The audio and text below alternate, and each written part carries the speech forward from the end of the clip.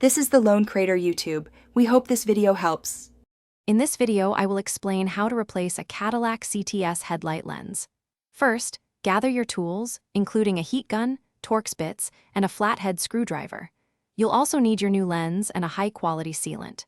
Safety is key, so begin by disconnecting the negative terminal of your car's battery. This prevents any electrical issues during the process. Having everything organized beforehand makes the job much smoother and quicker. Next, you'll need to remove the front bumper cover. This usually involves unscrewing several Torx bolts located along the top, sides, and underneath.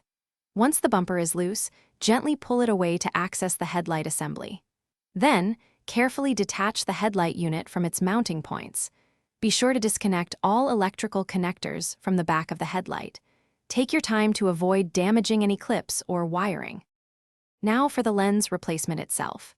Use your heat gun to carefully warm the edges of the headlight assembly, softening the old sealant. Once pliable, gently pry off the old lens using a flathead screwdriver or a specialized tool. Be very careful not to damage the plastic housing. After removing the old lens, clean out any remaining sealant.